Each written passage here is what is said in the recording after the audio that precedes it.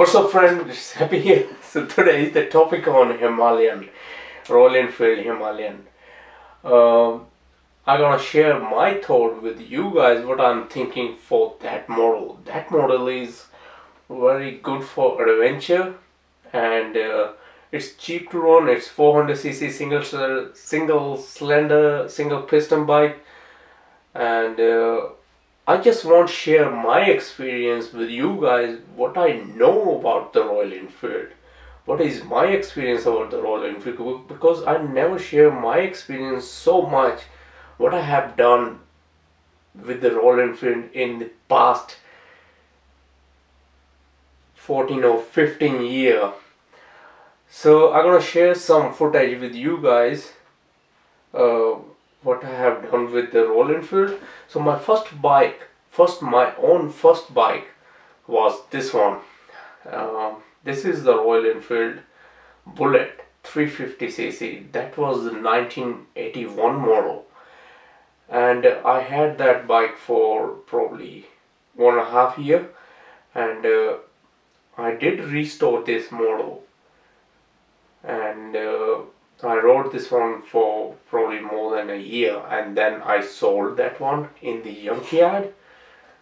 It has a small reason I did sold that to the junkyard. I will share my story, that one, in another video. I'm not gonna mix that story with this video. Why I did the restore that model? Because I love the one model, only one model in the Royal Enfield. That is the Bullet 350 or Bullet 500. I love that model.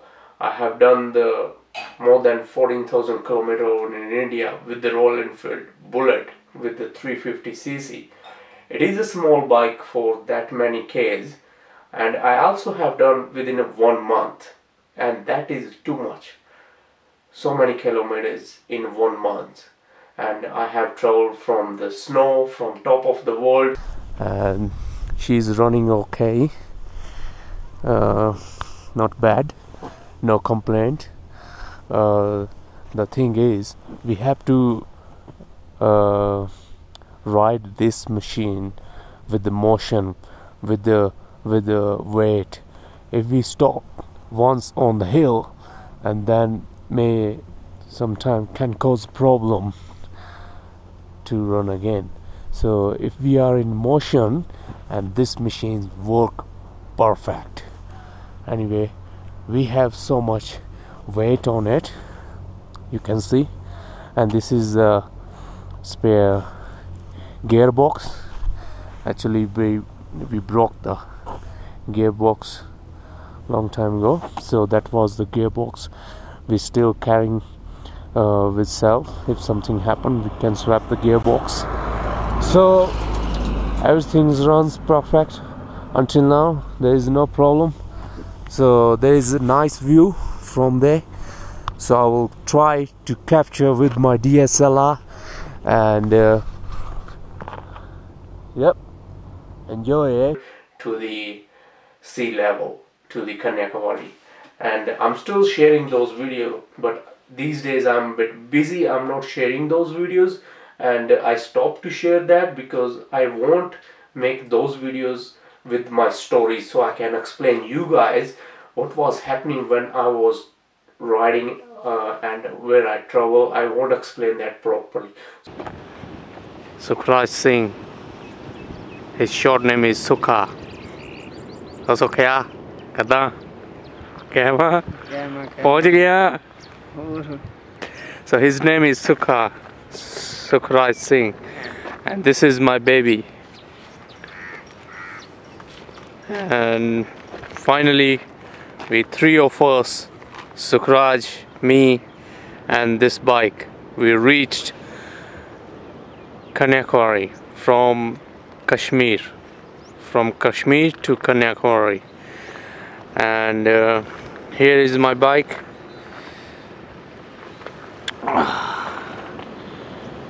We had worked on it a little bit, but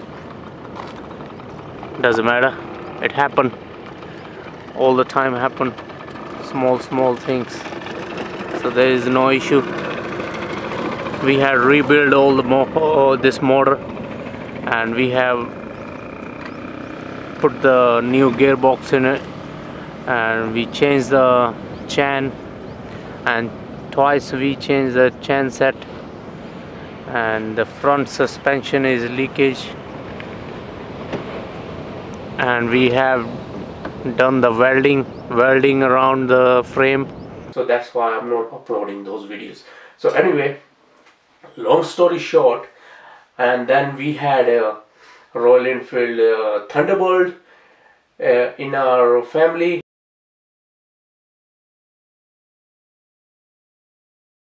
and also we had a Honda in our family, couple of models from the Honda, and I grew up in the Royal Enfield. I love those models. Only I would buy that model if I'm in India. That is clear. If I'm in India, then I will buy a Royal Enfield straight away. Because in India, the mechanics are everywhere. They're cheap to run, and they're cheap to maintenance, repair, and all kind of things. But if I'm here in Australia, we have more option. If I'm in Canada, Australia, or UK, or in Europe, somewhere else, if I have less money, and then I will go with the Royal Enfield if I need to keep that bike in my shed. Like if I'm gonna run around 20 kilometers a day, or probably once a week I'm gonna do weekend ride, then I will go with the Royal Enfield. But here in Australia or America, that bike cost probably 7 to 10 grand. The Himalayan cost probably similar. So within that money, we can buy another bike. I'm not saying that bike is not good, not capable for these kind of roads. For the America, Canada, they are capable for any kind of road. You can continue ride them how long you want. But if we want that bike import from India, or we gonna buy it from local here from the dealer, they are a little bit expensive than the back home, because I know the price over in India. They are probably 3 grand something Australian dollar over in India. But here, same bike, 5 to 7, 7 to 10 grand. I understand when they import the bike, they spend a lot of money on the bike. So we're gonna stop that story. We're not gonna talk about the expensive. The thing is, if we're gonna compare the Himalayan with the KLR 650, okay, we can compare the Himalayan 400 with the 650 KLR. The difference is the straightaway. The KLR have bigger motor, but they both single cylinder. On Himalaya, if you're gonna continue to ride on a highway, if we are on 110 kilometer zone or 100 kilometer zone, if I'm riding from Sunshine Coast to Brisbane, it's 150 or 160 or 140 kilometer straight road, right? If I'm gonna ride straight to there, I can ride that, no problem. That bike can go 110 kilometer in an hour non-stop. It can go. But the problem is, how many days I can ride continue like that? Probably a year or 2 years. That motor can easily blow. If you're gonna compare them with the KLR or Suzuki or some other brand like Honda, that bike can blow easier than the other model, because in India that model is very cheaper than the Honda or Kawasaki, like versus 300 or versus 650. Or in India, Kawasaki KLR not available. I don't know why. Should be, because many people would go with that model. Okay, the other thing, the KLR have better performance and a little bit better suspension, because it's dual sport motorcycle.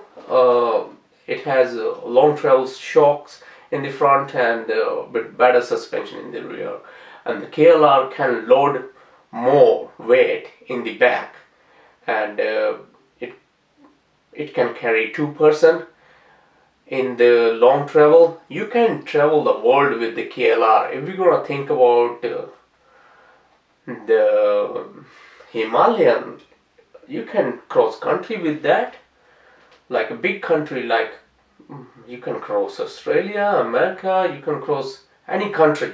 But if you're gonna cross the world, I would say the KLR always in front. If I gonna cross world with the motorbike, I would cross with the KLR because it's cheap to run, cheap to repair. The Himalayan also cheap to repair and everything, but we can't buy parts for Himalaya everywhere in the world. And it's good bike to buy.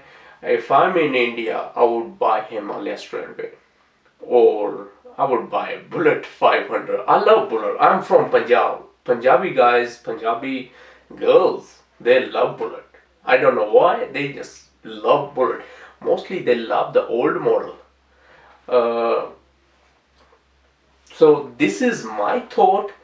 And also the KLR is a beautiful bike, you know, and the Himalayan also beautiful bike.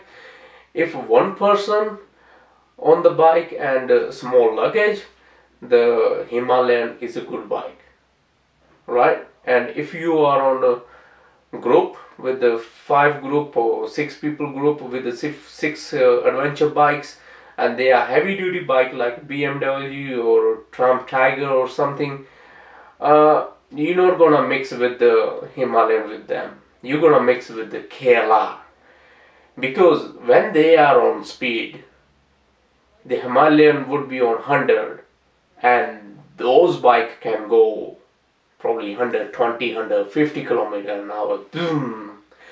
So you don't need the Himalayan with them. May you need KLR. So it's depend on money. How much money you going to spend? How much you can afford? If you are a couple of friends, you guys gonna buy a couple of Himalayans for weekend ride, weekend adventure, or you're gonna cross country together. Himalayan is a beautiful bike to cross country. They cheap to run, you know, as I said, very good control, and they're beautiful bike. So this is my thought. If you have money, you can afford. I think here in Australia, America, or Canada, the KLR and the Himalayan, they're worth same, probably 7 or 8 grand, right? And you can upgrade with the pannier and all the things, all the bash plate and everything, probably 10, 12 grand. You can upgrade the bike for adventure, you know. And yeah, this is my thought, guys. And there is also, whenever I make a video for Royal Enfield, there is many people from India, they saying I do make a fake accent. Look, I'm here in Australia, I'm not in India from a long time, and I learned speaking English here from the Aussie people, right? So I don't know what kind of accent I'm doing, fake or real. So this is the way we speak here in Australia, right?